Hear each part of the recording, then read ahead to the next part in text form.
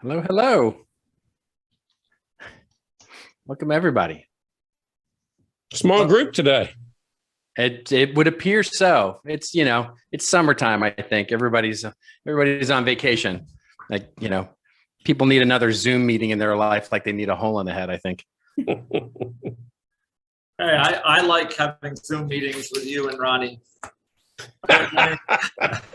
Thank you, Tim. Very nice. All right, we'll just give it a couple of minutes here and see if anybody else trickles in here. Otherwise, then we'll get started. We may not use all 90.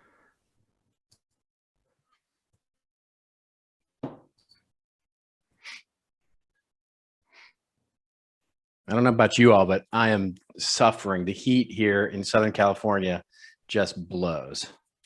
Really? Yeah. We're getting warm weather up here in the Northeast, but we like it when it comes. I can imagine, yeah. Tim, where are My you? friends in England are they're just hating life right now. Yeah, our eldest kid lives over there, and she said it's miserable. I'm in New Hampshire and Vermont. I'm on the Cape. Oh, you are? Oh, Yeah. so you got the sea breeze. You're all set. We're sea breeze at 96 degrees today. Ah, Oh, nice. Very nice. hi, Kimberly. Hey, Mark Metzger joined us.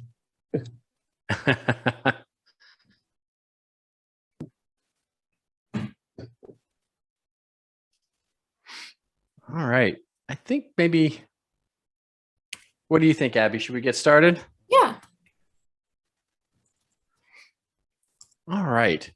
I think in lieu, so this is, so first of all, thank you all. This has been a great journey. This is our last session as it stands right now. We are indeed thinking about offering up a continuation, and I would just encourage you, if you're interested in such a thing, to contact Steve and let him know that you're interested in such a thing, as and if so, what it might look like. Some of the models that we've learned coming into this particular experiment in both groups have been maybe to change up the formatting a little bit, maybe to make there be a little more one-on-one time, those kinds of things, and maybe change a bit of these sessions, et cetera, et cetera. So anything's on the table, really.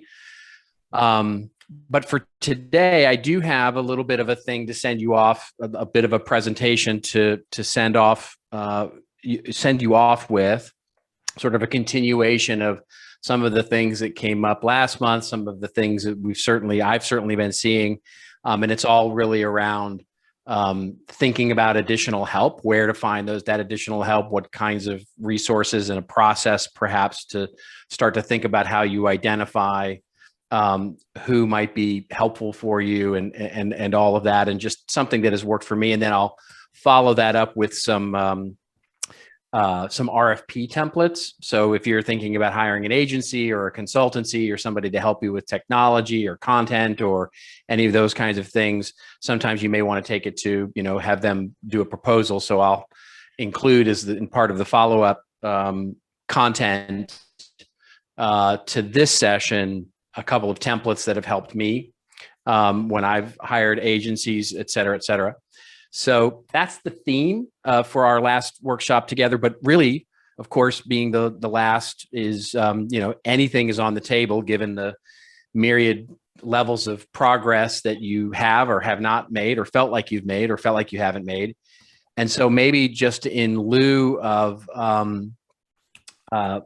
first of all, I think what I'd like to do, Abby, if you can sort it out, is I think we have a nice quorum here. What I'd love for you to do is just spend maybe 6 minutes, just 3 minutes each, conversing with each other in breakout rooms, just to say where you may be having challenges, just sort of get the juices flowing, as it were.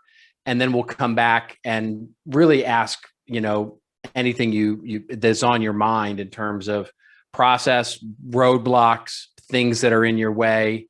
Then I'll give a little presentation on sort of education on a process for looking for additional help, and then we can answer questions on that, and then get any other questions we have on the table. And then, if we run all 90 minutes, great. And if we don't, we can give you a few minutes in your day back. Any questions before we on anything really, just before we jump into a couple of quick breakout rooms? Okay. All right. I'm hot. My little office is hot.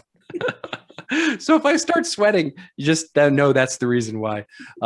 It's like all right, Abby, you want degrees up here in New York, but in the office, it's a cool 58. Oh, nice. I wish that was my situation. Yeah, my situation is that it's 110 degrees outside my office right now, and it's 80 in here. So, Exactly. And I'm one of those people who I need it to be 58 degrees. All right, Abby, let's send everybody just for literally 5-6 minutes just to get everything flowing, conversation flowing. Then we'll come back and then kick things off with some overarching questions and status and see where everybody is. Okay, sounds good. I will send them out right now.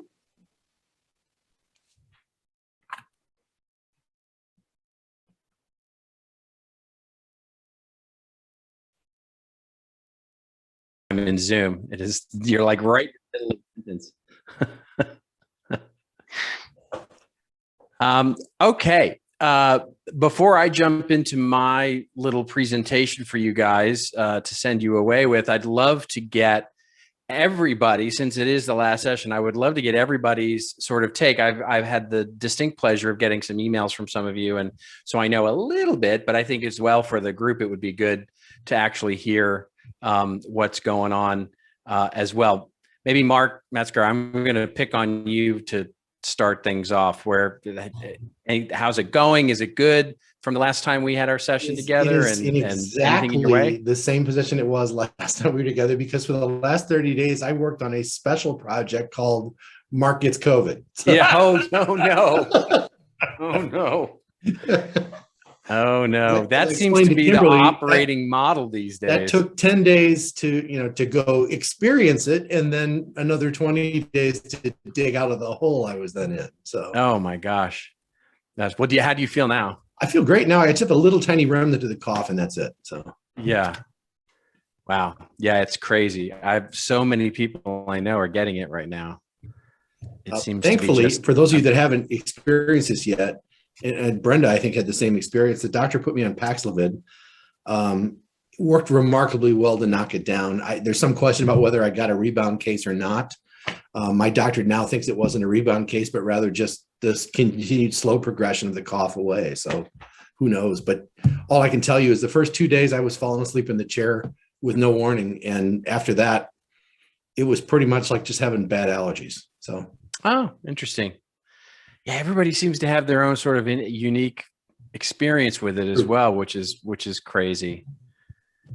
Yeah. All right. Well, let's see. Who else? Tim, you're making remarkable progress. Well, thanks for your comments on my emails. Yeah, we're having this guide, and I think I've talked to a couple of you about it, but and we've got authors who are. It's a guide on transitions, although we may change the name.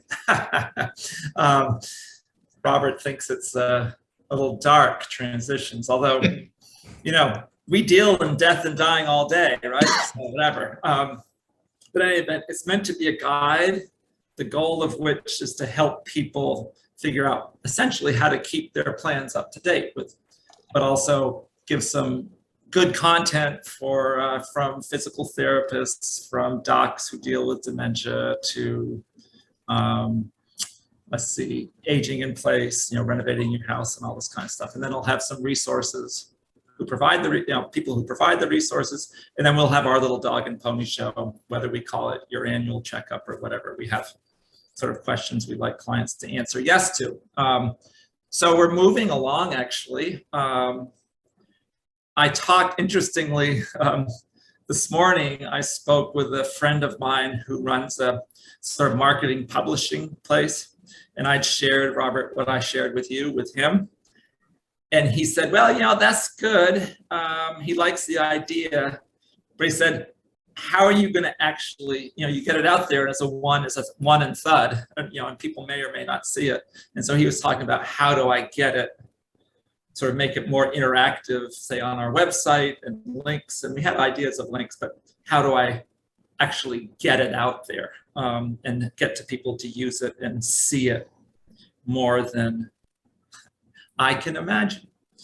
And so since we're in the middle, some of us are in the middle of reading this great book called Who Not How, I'm thinking that maybe I'll hire this guy to help with sort of taking it to a spot which I can't possibly do. And so when you say the templates that you mentioned, Robert, there earlier in the hour, and if we hire somebody, that may be really, so what you're about to talk about, I think might be really helpful for us. And maybe the program that Kimberly and I are learning with Ronnie might also help, because Ronnie's training us in, what's that called, Ronnie? Keeper. Keep. Yes. No. He's called the Dumb and Dumber Project. Yeah, Dumb and Dumber. Oh, I'm infinitely curious. I have to know more about this. Ronnie picked three people who he knew nothing about software and marketing. And so Robert, they're talking about Keep, which is the new name for Infusionsoft. Oh, okay. All right. Okay. Yeah.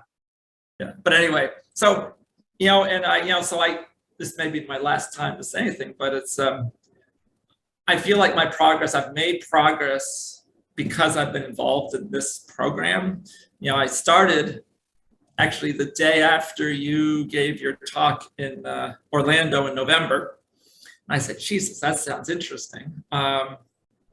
And I wrote a bunch of notes and then sort of puddled along. And then, thanks to this, I haven't made the progress that I'd like, but, we're getting there. We're making some progress. So I'm happy with that. Yeah. Well, that's what it's all about. Ronnie, how about you?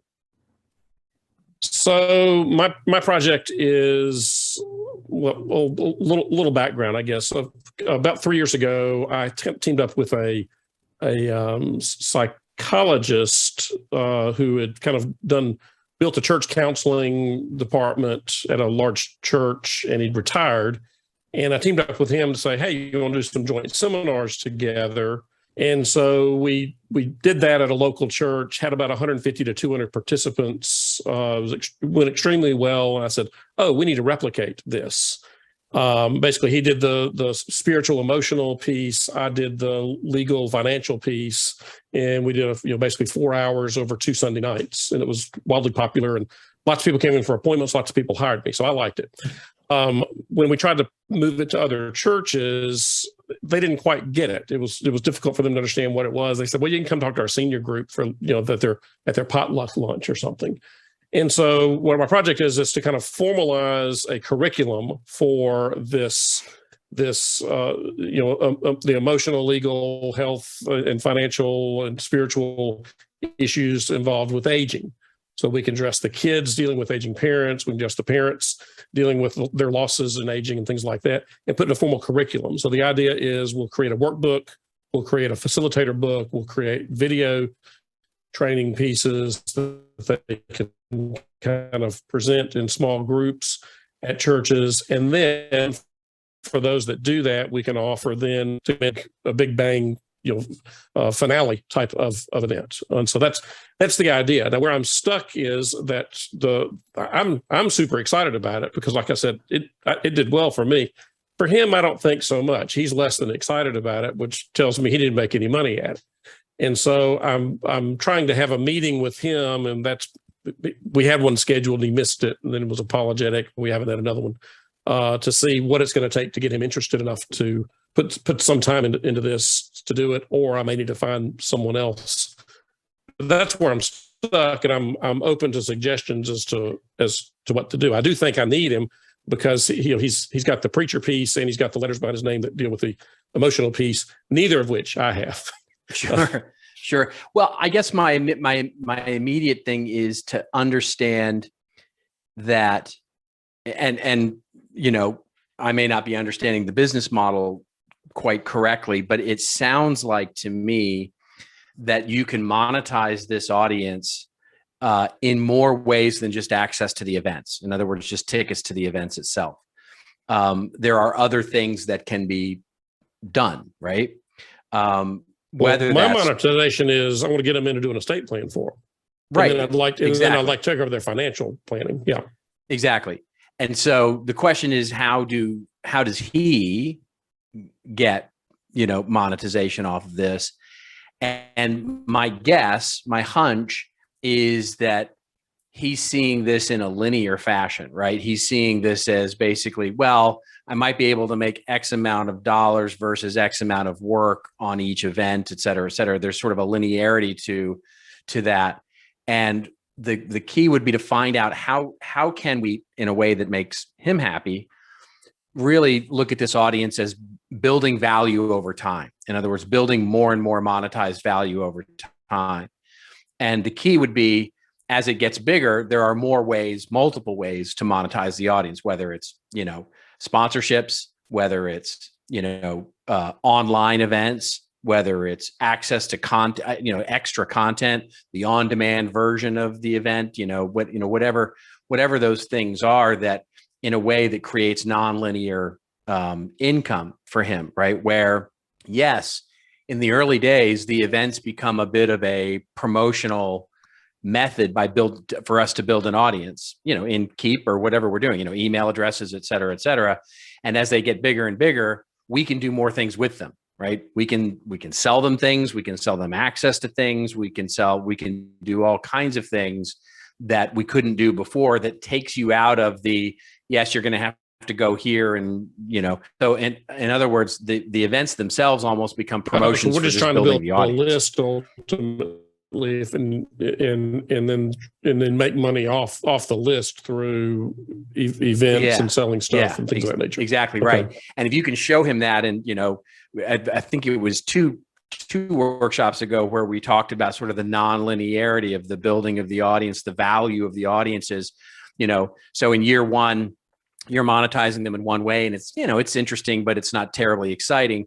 But you get into year two, when you've got an increased audience plus 3 or 4 ways of monetizing them, the amount of income or the amount of money generated or value generated, depending on what it is you're trying to do, leads, et cetera, it exponentially increases, right? You know, because the numbers of them increase, but also so do the avenues of monetization, right? You know, in other words, from going from one way to monetize them to 3 or 4 ways to monetize them, because there's more of them.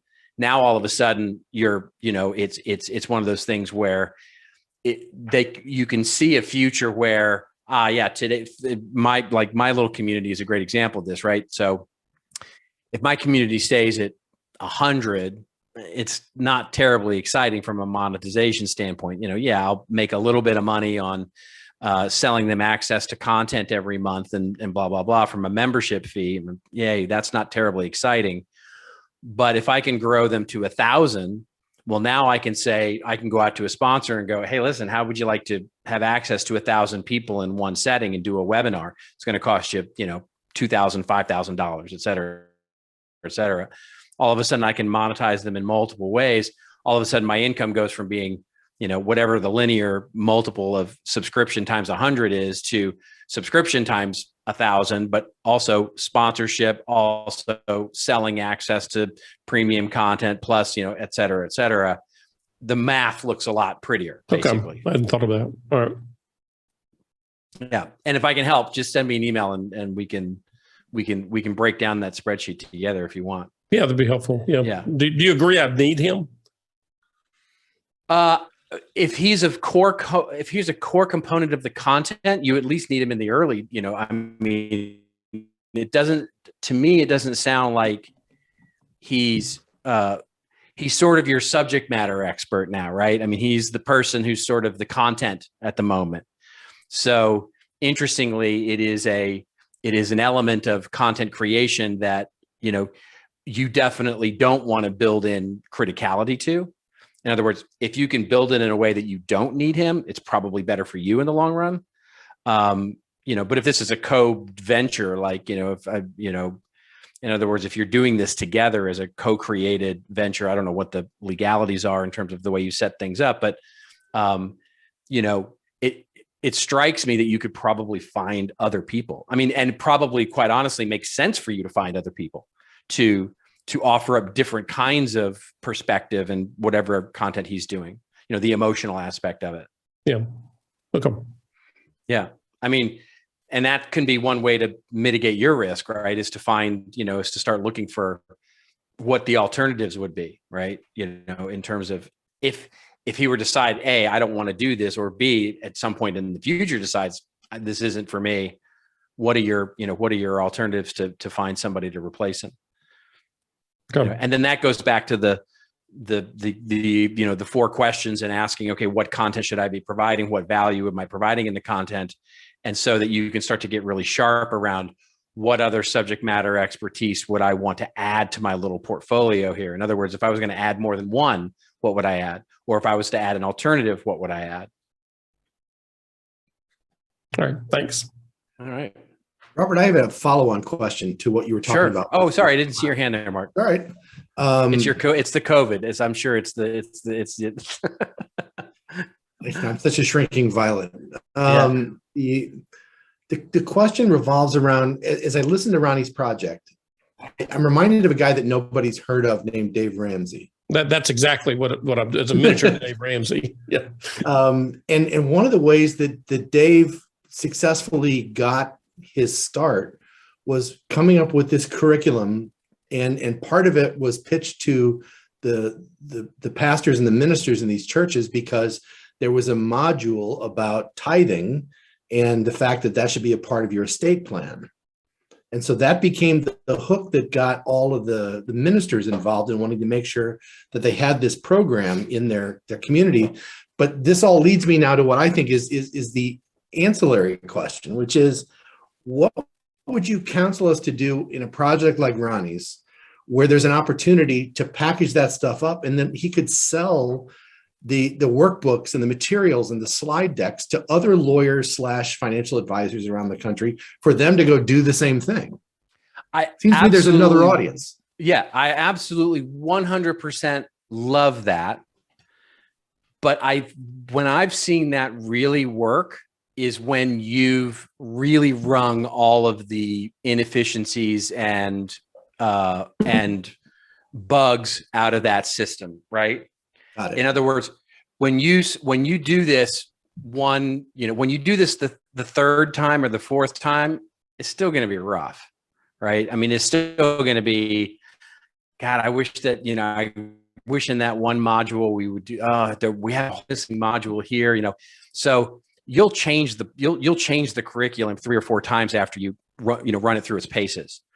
And so after you do it the 100th time, and it's a machine and you can see that it works, et cetera, then package it up, right? Because then because the real magic with those kinds of programs are getting people who can actually deliver it, right? In other words, you have to, in a way, you have to train them to be as good as you at giving it. And if you can't recognize what is as good as you giving it, then it won't work, right? In other words, some of them will have different levels of weakness in terms of being able to deliver parts of the curriculum. And so in order to teach the teacher, or train the trainer, you've got to have backwards and forwards knowledge of what really works, where the challenges are, where the gaps are, where they're going to have to bring in their own material, where they're going to have to bring in their own stories. All those sort of contexts. Here are the 5 questions you're always going to be asked, that kind of thing. Exactly. That's right. Exactly right. It's not even the material. It's the material on how to deliver the material. Got it. I do this a lot when I work with marketing teams, right? Where there's delivery of sales materials to the salespeople, and then there's the delivery of the materials of how to deliver the sales materials. There's the presentation, but then there's the materials of, okay, here's how to give the presentation. Here's the script, and that script that Ronnie would need in order to package this into something saleable to other lawyers would be key. And I think once you get through that and do that like 5, 6, 7, 10, 12 times, however many you feel comfortable, really, then that model becomes, I mean, you know, it's incredible, right? I mean, it's incredible. Licensing out that model becomes an incredible thing. You know, that's, you know, there's the challenger sales model and value selling and all these sort of methodologies in sales started as exactly this, a curriculum for how to do sales. And they've become, you know, even to the point now where there's like software programs, right? You know, you could envision what Ronnie's doing to actually become a little bit of a specific implementation of software plus, you know, CRM plus, you know, okay, now there's all kinds of value you could add to that. Cut it out. You're turning Ronnie on now. Yeah, that's right. Yeah. Selling, I mean, the templates, you know, the whole, you know, you sell the whole package, right? Right. Here's the email templates. Here's the, you know, but then you got to really know what works, right? That's the real key. And so not getting ahead of yourself would be my counsel. Got it. Yeah. All right. Who else wants to talk about their project or where they are? Brenda, I know it's hard for you because you're driving at the moment. Sorry. Yeah. No, don't apologize. I had to put things a little bit on hold for the project I'm working on, but I did buy the web address for my academy, which will be to teach CPAs and financial advisors about all of this stuff that we do and just get them, you know, a lot more education on estate planning and more advanced strategies. So I do plan to roll it out, but it just won't be for a few months. Nice. Philippe, you had your hand up.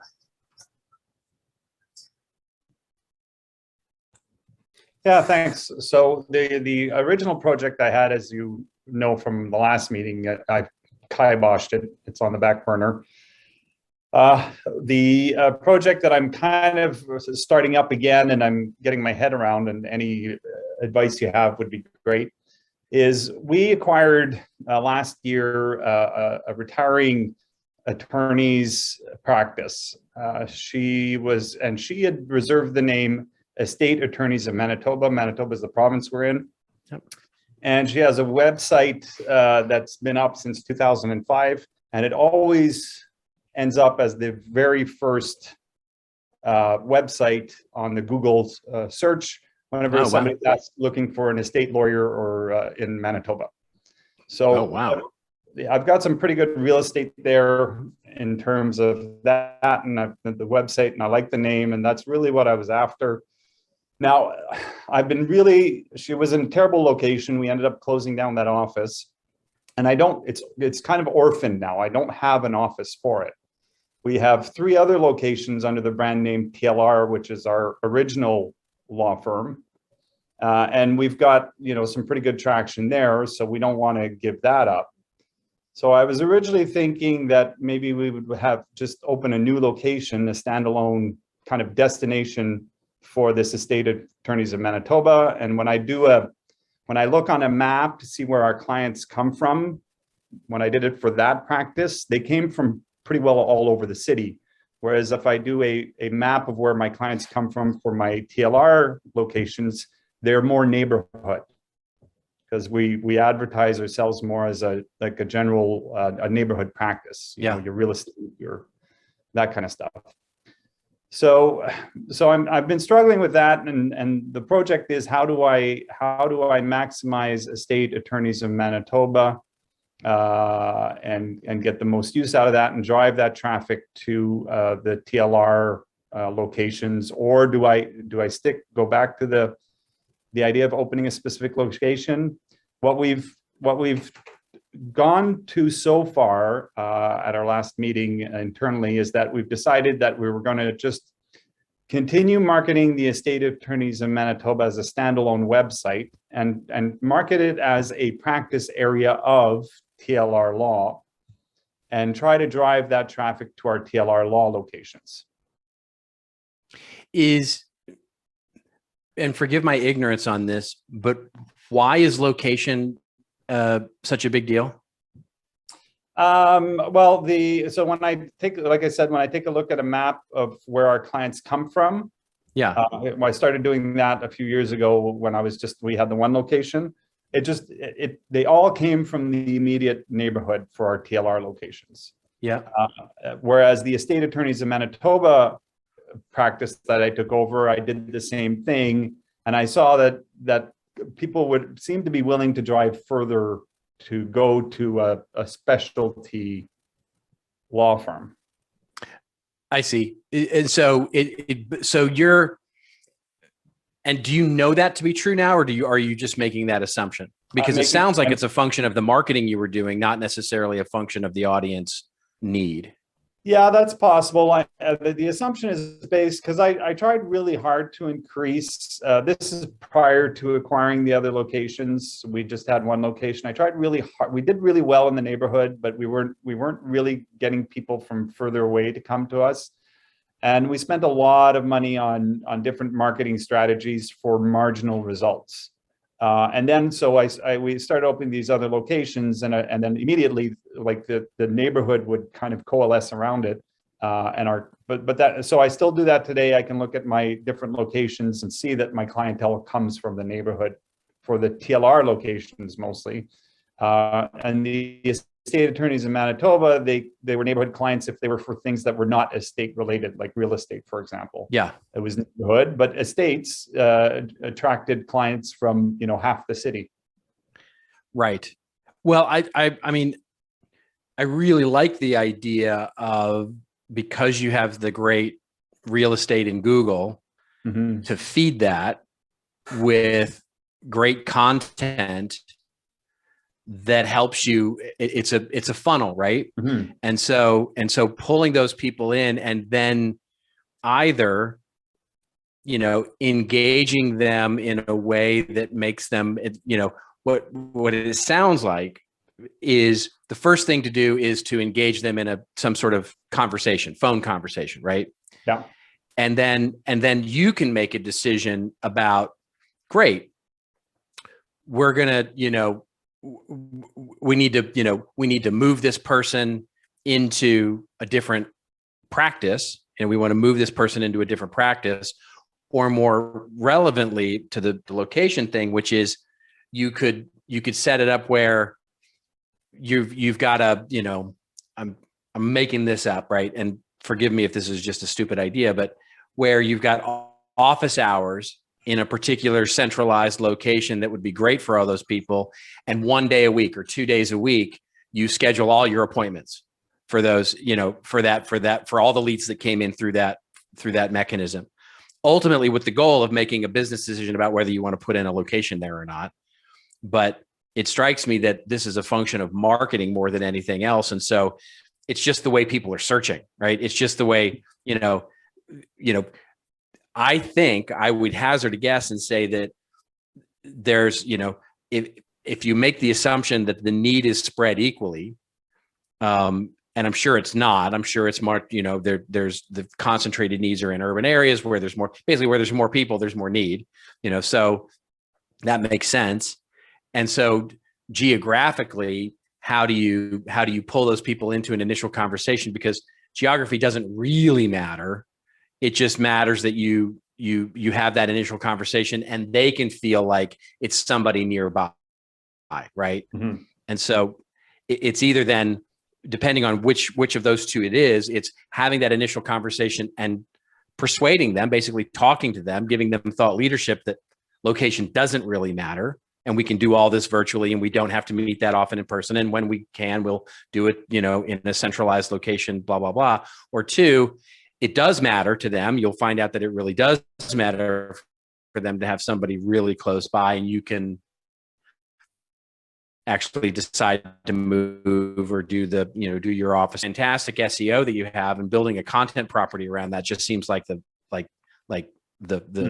incredible focus. Does that make sense? Yeah. I mean, obviously, I need to. Sorry, I'm by myself. It's somebody calling now. It's somebody absolutely from Manitoba calling right now. Yeah. So yeah. Okay. Sorry. I need to put this on. I'm going to. No worries. Okay. Oh, it's not working. Ah, Yeah. technology. Yeah. Not a worry at all. All right. Austin, did you want to go? Yeah, actually good timing because I wasn't really sure what to say, but then I just kind of had an idea that I was talking to Danielle about because we've been stuck. In the beginning, the idea was to do like a downtown Newburgh. Newburgh is Yep. the city I'm in. It's like a I developing remember. like website, and I got stuck on that because I was going to partner with this guy that does the websites, and he just kind of fell off, and like whatever. But then the other thing that's been kicking around is I'm friends with like half the bar and restaurant owners around here. So the idea to do like and like passing the bar, get it, and just literally talk to them like about their favorite drink, maybe have them make it, and maybe touch on some kind of planning topic, estate planning, elder law, or maybe not. Just the conceit is like my audience getting something fun out of it, not just the articles we post. But we've been stuck because we're sort of like in the details of really how to get that done. And in the breakout with Tim, it's funny because he's talking about this book, Who Not How, and it's just kind of like working with a guy to do like a promo video because we wanted to update one. And I have to talk to him about his concepts later next month. And I just said to Danielle, I was like, why don't we just talk to Mike about working with us on that too? It'll cost a little more money because we'll have to have him involved. But I want it to be something where it's like slightly produced, where it's not just my phone with horrible lighting, like I want like a professional eye on it. So maybe it's a question of just talking to Mike about it, finding out what he charged for showing up for an hour or an hour and a half, producing it on the back end and then giving it to us so we can cut it up and put it through the socials and things like that. Because really the rest of it is just me coordinating with my friends on when we can go to the bar and do the thing, that part's easy. And the last thing you want to do at a bar when you're at your friends is yeah. like chop up video. Yeah. So I think we're stuck. We're scheduling a meeting with him anyway next month. So even though it might take another few months to really get the rubber on the rubber meeting the road, if we can work out like a reasonable number with him on doing that, then the rest of us, so that's kind of where I'm at. Well, my only, I think that's a great plan. I mean, my only piece of advice there is to, once you get to the stage of wanting to do those videos, plan them out, plan out whatever number is the right number, whether it's 4 or 5 or 6 or 10 or 20 or whatever the right number is. Yeah. Plan them out as much as possible, and the reason for that is because one of the things. Yeah, plan out what you want to do in each one of them, right? The classic thing would be think of it like a TV series, not like individual pieces, right? Okay. And so the reason for that is because it will, if you write out, even if it's just an outline for each one, not a whole script, but writing out the complete outline will have you think about things in a way that you can create non-linearly. And what I mean by that is that you'll think about things. The classic example of this is, sort of the fun B-roll stuff, shooting the outside of the bar, or street leading up to it, or an overview of the city, or a picture of a field, or whatever it is. You'll be in that area on that day. You might capture content for episode 3 while you're shooting episode 2 and 1, right? Oh, cool, if you just think about it, literally, if you just think about it in a different way, hey, the bars are in the same part of town. Maybe we can just get a different shot. So, for this episode, and you can get a lot more content that way that you can repurpose for your, and make yourself more efficient, basically, in the way that you actually capture that stuff and get it really high quality while you have the great camera and all that kind of stuff, rather than trying to capture it each and every time. Does that make sense?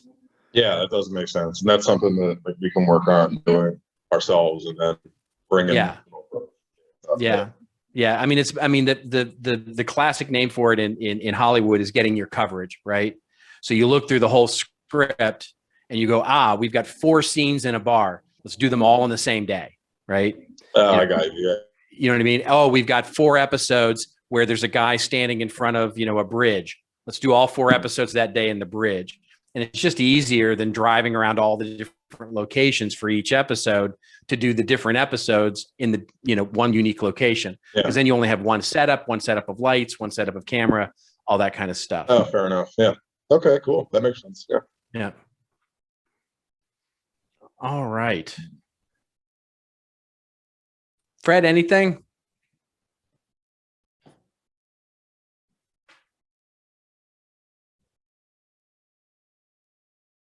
There, had to find the unmute button. Sorry. Yeah. Jennifer will jump in and tell me where I'm wrong, but I think we're doing well. We have signed a new lease to move to a bigger office space, and so we're in the process of that. And part of that build out is to have a media room and a classroom. We are also doing an educational based project. We're on the left coast. We're enjoying the same heat you're enjoying. Yeah. And we're a real estate focused law firm. And sorry, I know the camera's here. My monitor's there. It's okay. Yeah, totally get it. So we are our primary client is real estate professionals on the West Coast. When you do escrow settlement closings, it's done through an escrow company, not through an attorney service. Mm-hmm. And so we're outside general counsel to those companies as well as title companies. And they also have continuing education requirements. And so we are developing a school.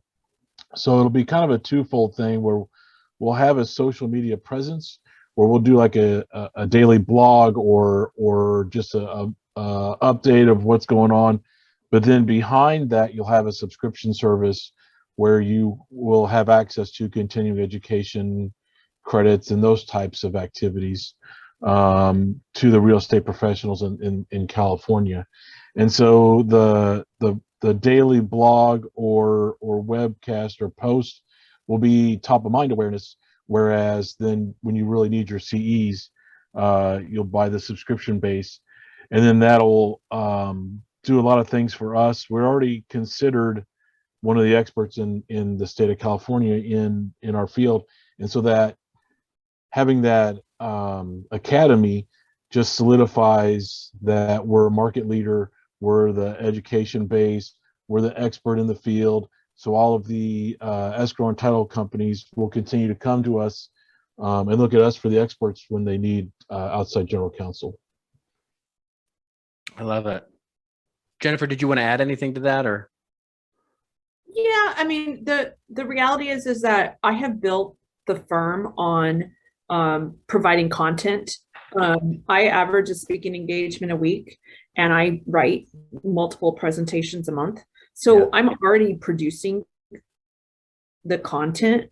So being able to turn it into monetizable, a use for it, being able to give people credits for it, and just kind of taking that to the next level where it's structured and formalized versus it's for me, it's being proactive versus reactive, right? Right now, it's someone asks me for a presentation, I write it, right?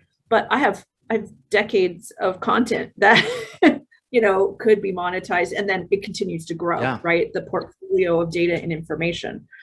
So having a place where people would come and building a community, right? So that, because we average 2 to 3 referral calls a day, and we average a new client a day from what we've developed. And I think this could double that. That's awesome.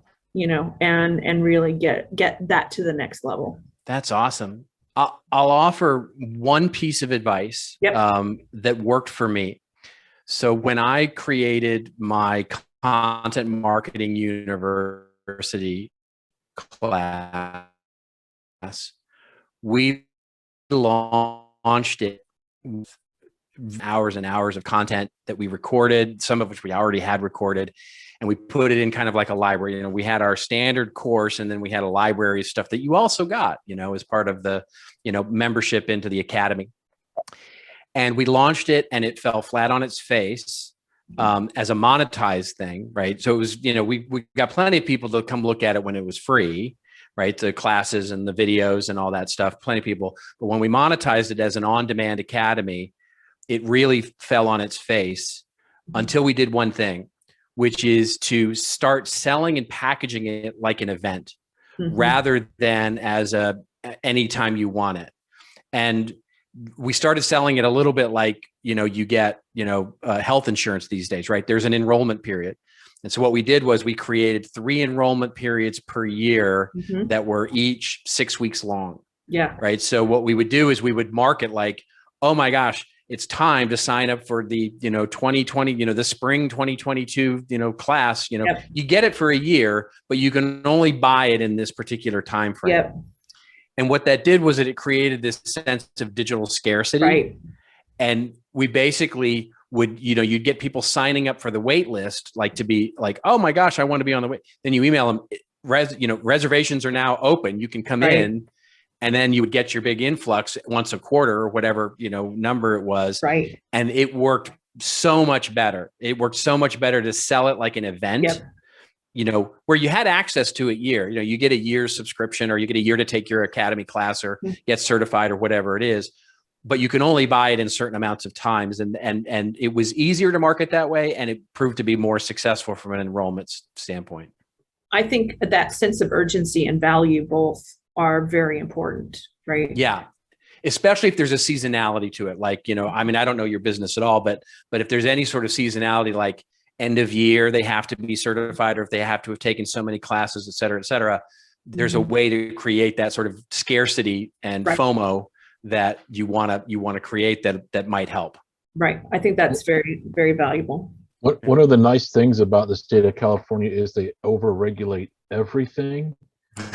And every time I'm shocked. I'm absolutely shocked to hear that. And every time they make a new regulation, most of the people in this industry completely freak out and they seek a client. Some of the ways we've really built our brand is when California does make a new regulation, and like Jennifer says, she does tons of speaking events, is she does go out to places and first calm their fears and then second tell them how they can pay us to help them stay compliant. So nice. That's been a big help as well. So that does add some of the urgency and some of the scarcity, if you will, at times. The state is my best resource because they are always changing things. So I always have something to talk about. There's never an issue, and it's always something new. So it's not like we're regurgitating the same thing, right? Yeah, it's nice. John, we didn't get to you yet. I see you're not on camera. I don't know if you're in a place where you can actually chat, but would love to give you the opportunity if you wanted to.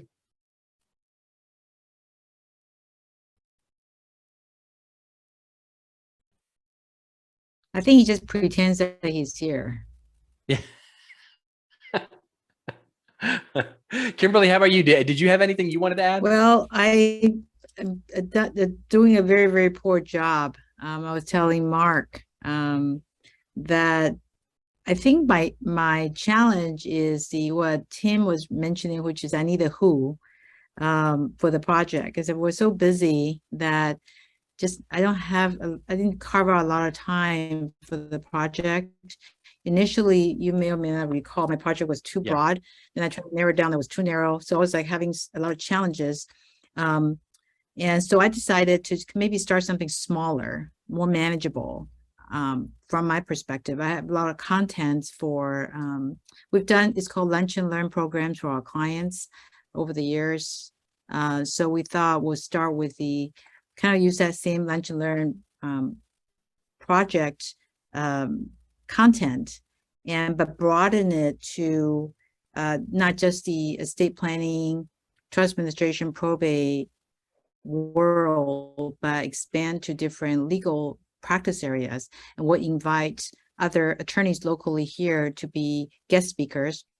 to participate. So it becomes almost like educating seniors, but our clients were getting for free because they're already our clients. Yeah. They can bring their friends. And then when we have the non-clients, then we can monetize it. Of course. And I like your idea as to the enrollment period, so that you create that digital scarcity to sign up now, or you miss it, then you can get in. Yeah. And Until so the next period, like, yeah. the And next so, period comes in. yeah. So that's sort of our current rough idea. Get something off the ground. Yeah, that's awesome. One other thing I'll add to that is, and for Fred and Jennifer, this is also for you, which is once you start marketing it like an event, you can also do some of the things that events do, such as like early bird specials and stuff like that, that can also be helpful if you want to, maximize cash flow kind of thing, right? Where, you can sign up early and get a discount, or sign up at the last minute, et cetera, et cetera. Those kinds of programs can be helpful. Also, all the things that you would think about with an event become available to you selling it that way. The hardest part, honestly, is getting those emails during close time going, but I want it now. I want my Oompa Loompa now. And you're like, no, you're going to have to wait, get on the wait list. And of course you can make exceptions to that as well, obviously, for, certain clients or certain people. Yeah. Philippe, you had a question. Yeah, just from the two sessions that you're doing, it seems to me that a lot of people are doing education kind of based projects. Would you say that applies across the board? You mean with the other group? Yeah. I would say it's not only just with the other group. I would say it's generally speaking, when we think about content marketing, for sure, it's almost always focused in on education of some kind. And, rather than, that's less true, I would say, when we're selling something that's a little more consumerized, fashion or vacations or, those kinds of things, where the content marketing programs in any other way would be mostly entertainment based, right? It would be, let's, create a fun set of, a TV series or a fun comic or, something like that to entertain people and get them all excited about this kind of, this kind of lifestyle brand or something like that. You think of a brand like Red Bull or Monster, what they're selling is the lifestyle of the drink. And the reason they rely so much on the content that they do is because it sells the brand as a lifestyle and thus sells the drink. So that's why they, so much of what they do is about, motocross riding and throwing guys out of spaceships and, all those kinds of things. Mostly when we start thinking about services, especially professional services of any kind, it's almost always education. It's almost always like we're trying to educate our consumer about either why they need this thing, why it's important, or why we're demonstrably better than someone else. And education just fits that bill perfectly. It's also the kind of thing where it's easier to monetize that because it's easier to produce, because it's knowledge we have, right? We're training them on how to do the thing that we know how to do. And so we are thus the content creator, and it's an easier extension of ourselves to make, rather than saying, oh, I want to make I'd like to make a feature film that talks about estate planning, which, at its surface sounds ridiculous, but no, it's not. It wouldn't be ridiculous to make a great, a 6 feet under, forgive me, Tim, a 6 feet under for estate planning, right? You could make it really a really fun, interesting comedy show, or even a drama or something like that, which isn't about education, but gets people, I guess, excited about it. But it would be a harder extension of ourselves, right? It would be like, oh my gosh, where would I even go? I have to hire a screenwriter, and then we have to film it. And, it's like, it's the easy place to go is the place that we know where to go, which is, I know how to train somebody to do what I do. So it's an easier extension.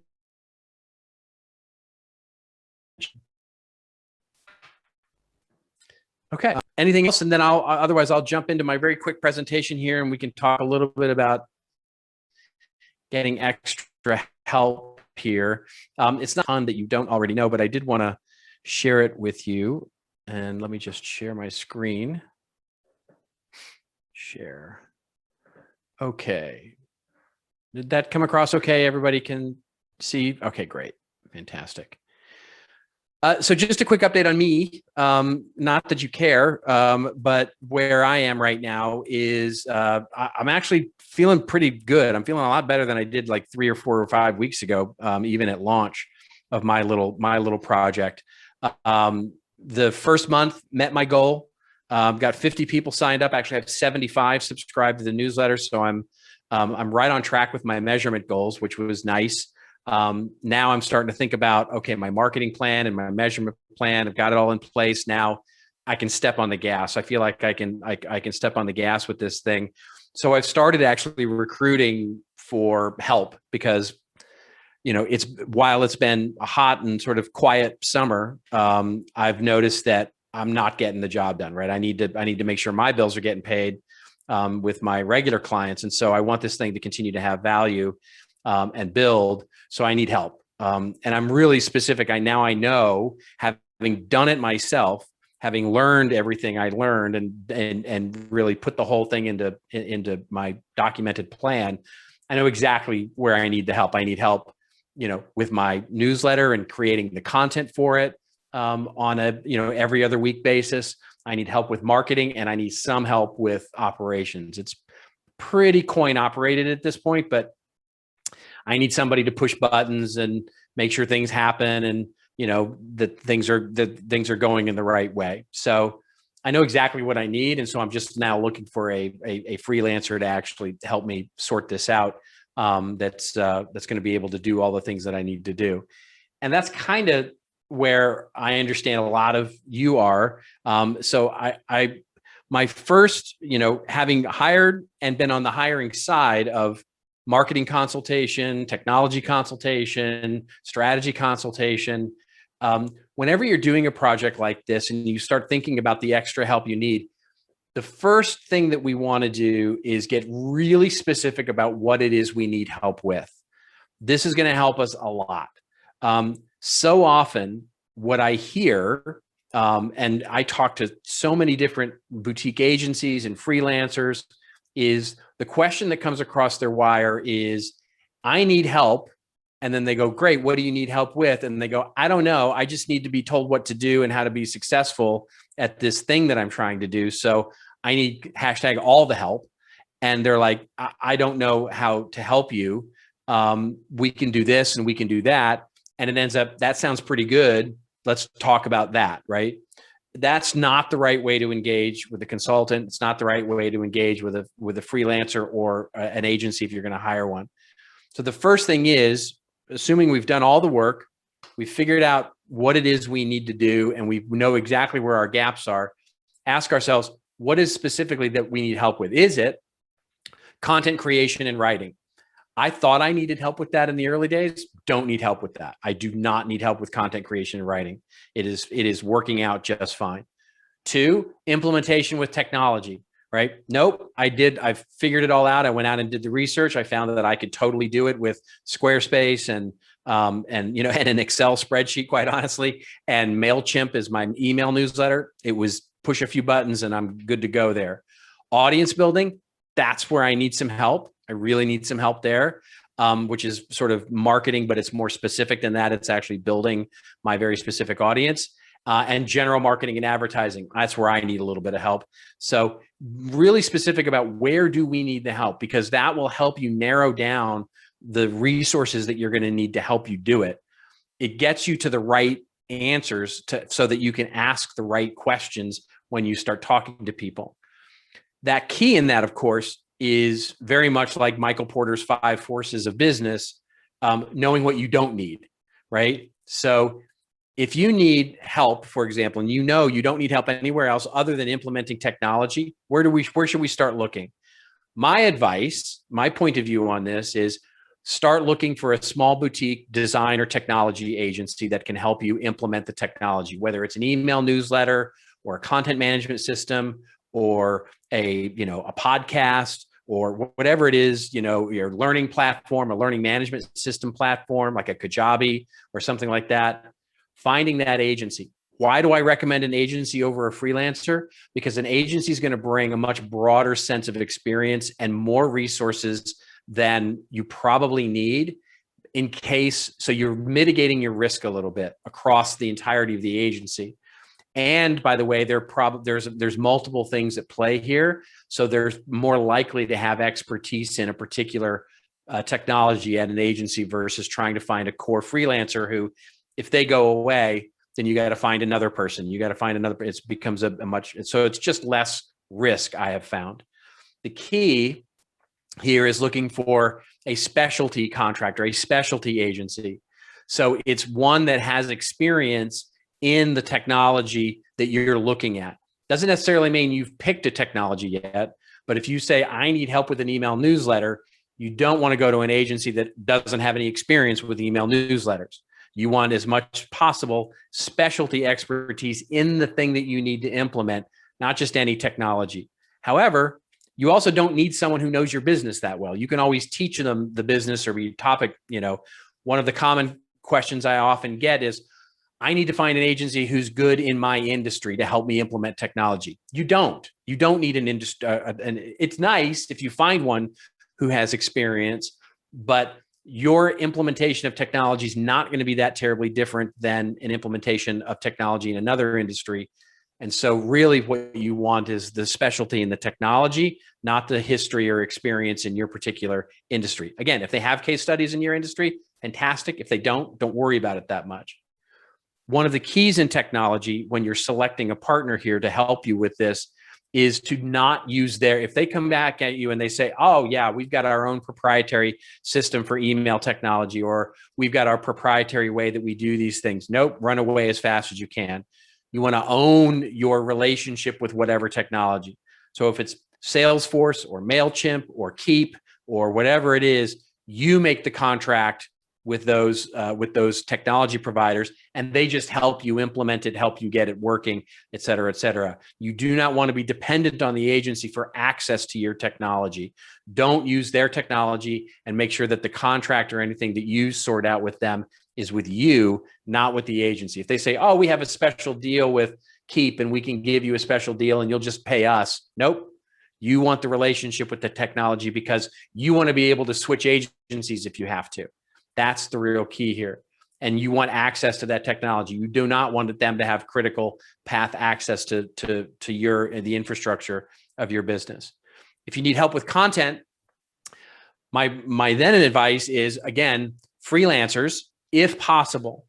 So content quality matters so much. High quality matters so much. So paying for professionals, whether you find them in the local newspaper or a magazine or a freelancer, or, there's a great writer you love and you just want to get and hire them, pay for that quality, pay for that ability to find those people. However, there are online agencies, and I'm going to give you a list of these in a bit.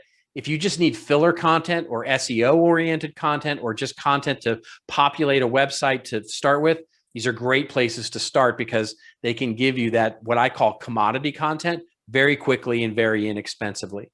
Here, it's helpful if they know your topic, for sure, for the obvious reason. But again, what I tend to do is I lean into if they're great writers. If they're great writers, great content creators, especially if I'm hiring them long-term as a freelancer to my business, I'll teach them the business. I'll teach them the topic and teach them how to go research it. What I can't teach them how to be a great writer. And so I'll always hire a great writer over a subject matter expert any day for my business. If you need help with operations, again, I would go to a project manager type generalist consultant first, because they just become an extension of your team, even if they're a freelancer or if you hire them.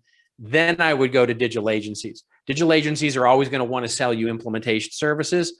So even if you hire them only to help you with the sort of general operations of your business, they're always going to be wanting to upsell you into other things. So it's just a bit of not a huge issue, but just something to be aware of. Again, helpful if these people know your business because they'll know your jargon, they'll know sort of the history, they'll know all those kinds of things, but it's definitely not a critical piece.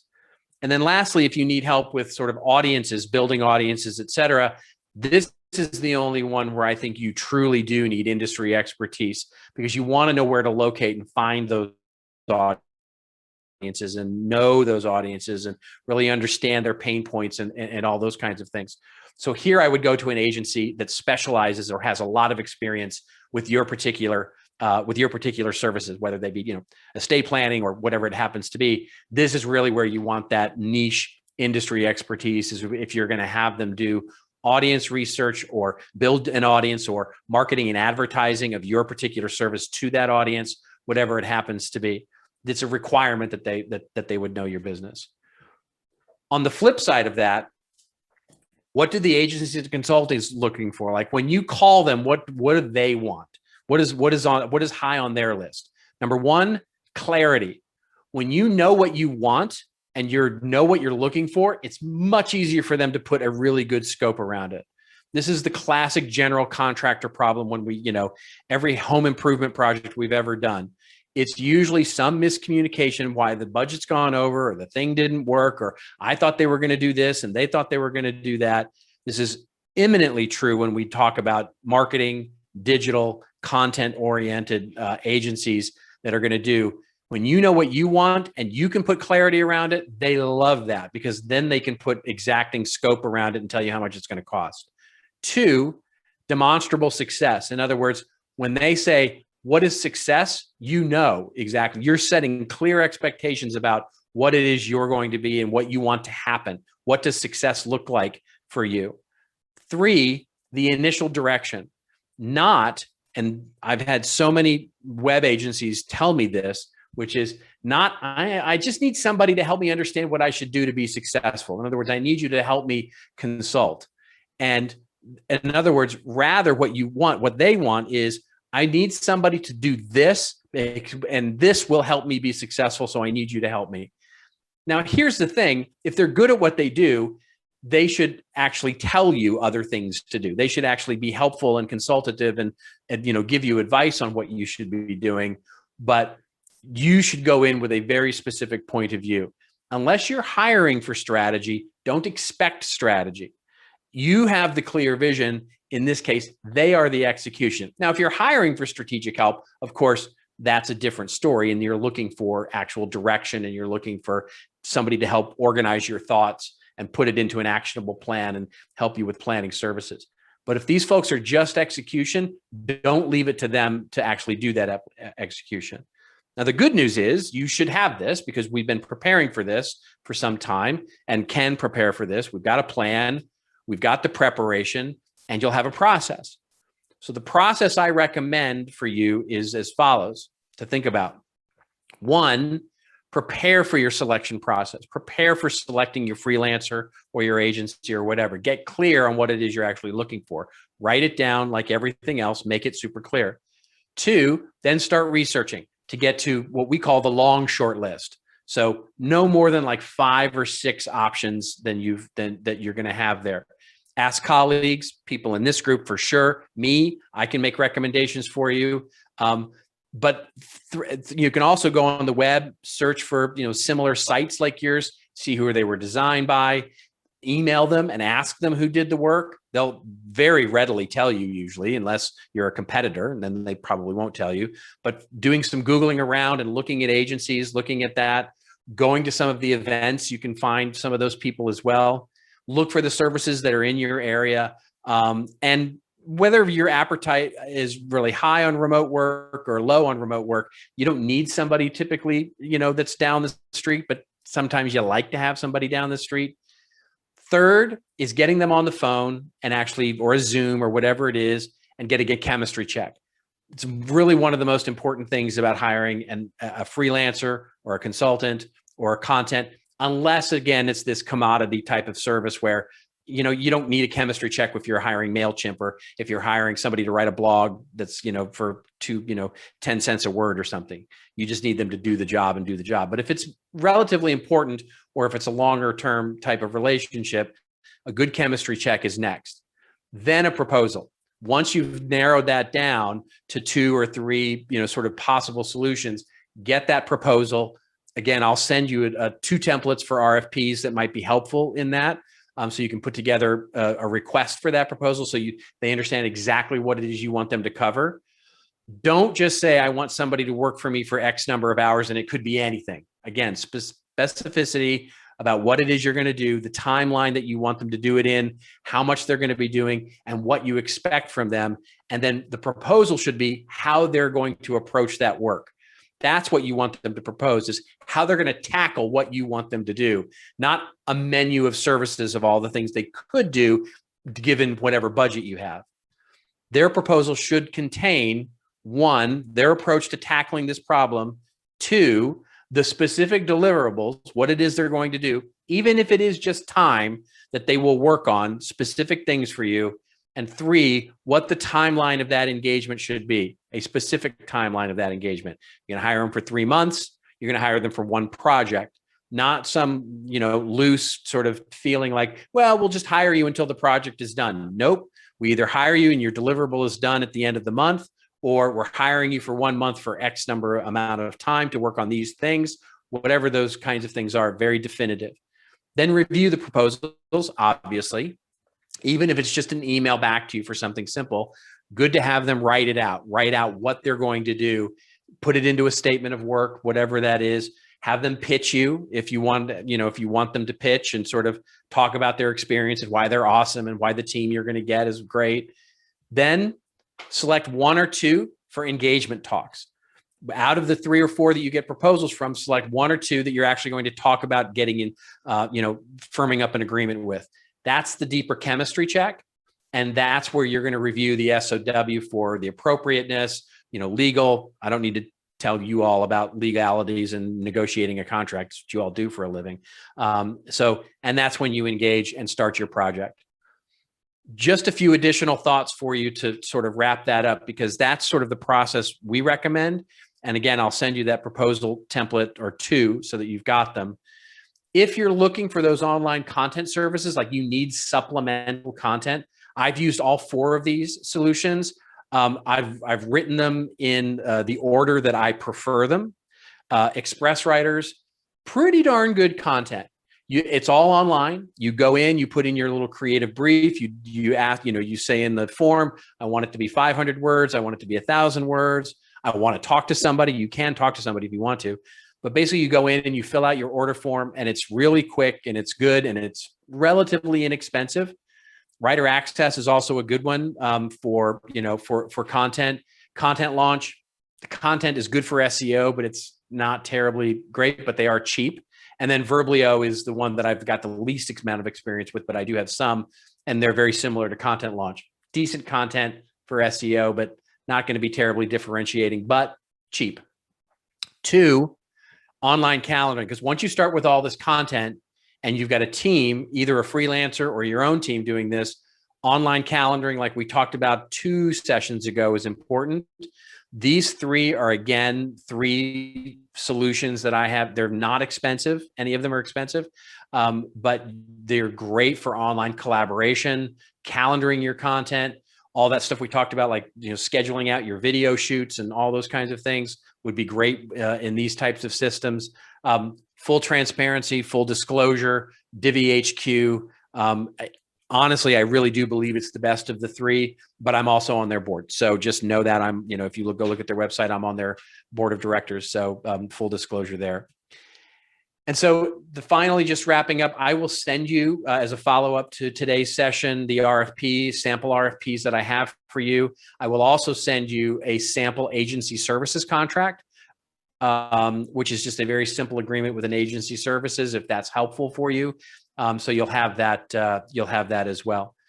And with that, I'll answer any questions in the time we have remaining, or hear any comments, or just chit chat. And I mean, truly, this has been a joy for me. So I'm so thankful for all of you, and I'm so glad to have been at least a part of your journey. And it's truly been wonderful. And I hope we can figure out a way to continue it. So open it up for questions. I'll stop sharing so I can see your faces, but that's it. I just want to say thanks, Robert. Really appreciate it. I got to bounce out, but it really has been a ton of amazing information, and I'm really excited to implement a lot of it. And hopefully we'll see you around. Fantastic. Yeah, Yeah. I Atticus mean, I'm campus sure I'll every now see and you then, all in man, all right? Orlando in whenever it is, November Great. or the end of the year sort of thing. Yeah. All right. So Thanks a lot. it'll be great to Robert. reconnect. Tim, did you have something? This is a real sort of stupid question. How do you know how successful this will be? I mean, what if it just comes out and Ronnie's program gives him more business than he can handle? I mean, I would call that a how do you sort success. just for the record. Control it. So you've gone online, you've done all this stuff, and you got this great thing. I mean, is there a way to sort of that? I mean, I don't know nothing about digital marketing, obviously, and so. Yeah. Well, to me, it goes back to the thing we talked about 2 sessions ago, which was setting objectives, right?